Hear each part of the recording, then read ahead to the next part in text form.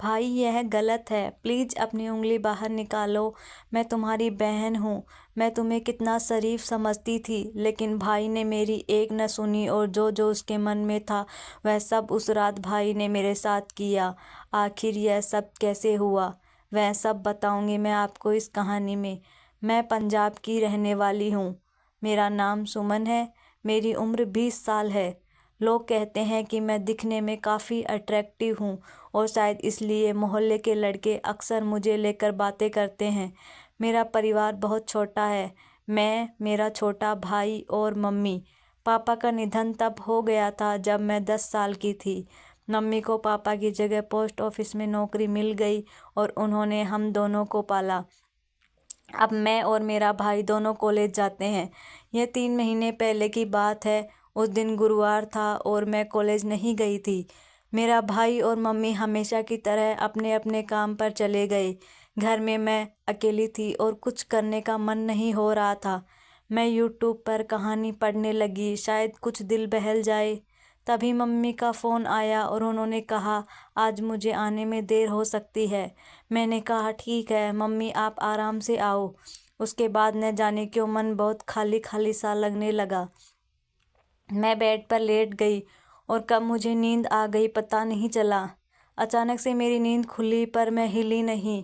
मुझे लगा जैसे कोई मेरे पास बैठा हुआ है। मुझे महसूस हुआ कि कोई धीरे धीरे अपनी उंगली से मुझे टच कर रहा है। पहले तो मुझे समझ नहीं आया कि यह क्या हो रहा है, लेकिन जैसे ही मैंने हल्की सी अपनी आंखें खोली, मैं अंदर तक हिल गई। मेरा छोटा भाई, जिसे मैं हमेशा मासूम और शरीफ समझती थी, वहीं मेरे पास बैठा था। मुझे यकीन नहीं हो रहा था कि यह सब वही कर रहा है।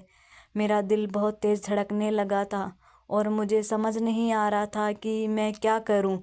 मैं कुछ भी कहने की हिम्मत नहीं जुटा पाई। मैं सोच रही थी कि वह ऐसा क्यों कर रहा है। क्या उसने कभी ऐसा कुछ सोचा भी था मेरे बारे में, या फिर यह सिर्फ एक गलती थी। उस पर मेरे मन में बहुत सारे ख्याल आ रहे थे कि क्या मैं उसे माफ़ कर सकती हूँ। क्या है यह एक ऐसी घटना है जिसे मैं नज़रअंदाज कर सकती थी। लेकिन साथ ही मुझे न जाने क्यों उस पर गुस्सा नहीं आ रहा था, बल्कि उल्टा मैं उलझन में थी। शायद मेरी समझ में ही कुछ कमी थी या फिर मैं उस पल कुछ और सोच रही थी। कुछ समय बीत गया और मैं अभी भी सोने का नाटक कर रही थी। तभी अचानक महसूस हुआ कि भाई मुझे हल्के से जगाने की कोशिश कर रहा है। उसकी उंगलियां मेरे कंधे पर हल्के से छू रही थी, लेकिन मैंने अपनी आंखें नहीं खोली। मैं जानती थी कि मैं पूरी तरह से जाग रही हूँ, लेकिन वह शायद सोच रहा था कि मैं गहरी नींद में हूँ। धीरे धीरे उसकी हरकतें बढ़ने लगी। पहले वह बस हल्का स्पर्श कर रहा था, अब उसकी हिम्मत और बढ़ने लगी थी। मैं समझ नहीं पा रही थी कि वह क्या कर रहा है या क्या करना चाहता है, लेकिन मैं चुपचाप देख रही थी। मेरे मन में कई सवाल उठ रहे थे कि यह मासूम भाई अचानक इतना बदल कैसे गया। उसने ऐसा क्यों किया। मैं समझ नहीं पा रही थी कि वह मुझे नींद में क्या खिलाने की कोशिश कर रहा था। मेरे होंठ बंद थे, लेकिन फिर भी उसने कोशिश की कि मैं कुछ खा लूं। मैंने सोते हुए जानबूझकर अपने होंठ थोड़े से खोल दिए। मैंने ऐसा महसूस कराया जैसे मैं नींद में हूँ और मेरे होंठ अपने आप ही खुल गए हैं। उस पल मेरे अंदर एक अजीब सी घबराहट थी, लेकिन मैंने उसे जाहिर नहीं होने दिया।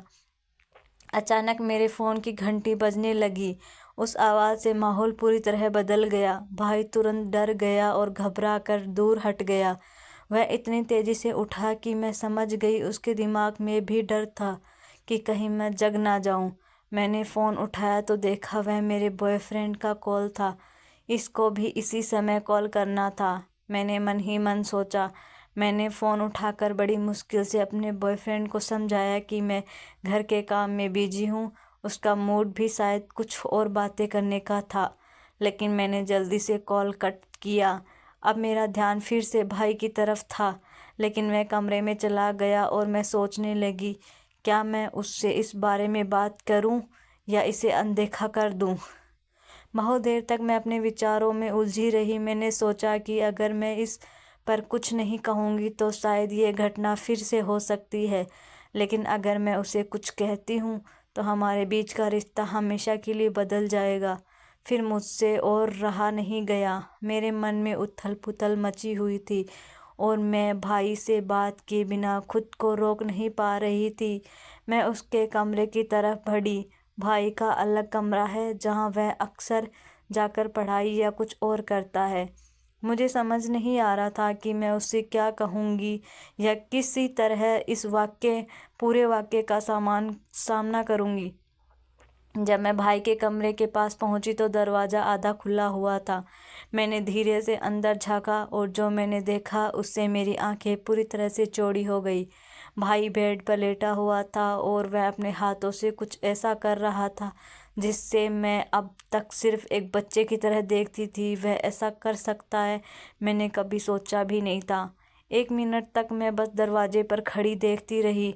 मेरे दिमाग में कई सवाल उठ रहे थे कि आखिर उसे क्या हो गया है। क्या वह सच में ऐसा कर रहा है या फिर मैं किसी भ्रम में हूँ। मैंने खुद को शांत करने की कोशिश की लेकिन मेरी आंखें उसी पर टिकी हुई थी। मुझे लग रहा था कि मुझे कुछ करना चाहिए, कुछ कहना चाहिए, लेकिन मेरे अंदर से आवाज़ नहीं निकल रही थी। मैं जिस भाई को अब तक मासूम समझती थी वह मेरे सामने बिल्कुल अलग रूप में था।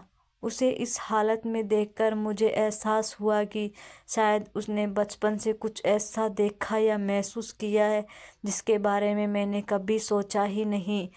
मेरे मन में उसके प्रति नफ़रत नहीं आई, बल्कि मैं उलझन में थी। मैं समझ नहीं पा रही थी कि यह उसकी कोई गलतफहमी है या फिर कुछ और। मैंने धीरे धीरे दरवाजे से हटने का फैसला किया। मुझे नहीं पता था कि अगर मैं उसे इस हालत में टोकूंगी तो हमारे बीच क्या होगा। मैं मन ही मन सोचने लगी कि उसने मेरे साथ कुछ गलत कर दिया तो।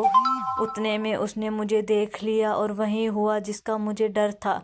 भाई को मुझे देखकर रहा नहीं गया और उसने मेरे पास आकर वह किया जो उसे न जाने कितने दिनों से करने की तमन्ना थी। अगर आप जानना चाहते हैं कि आगे क्या हुआ तो मेरे साथ जुड़िए कल कहानी में।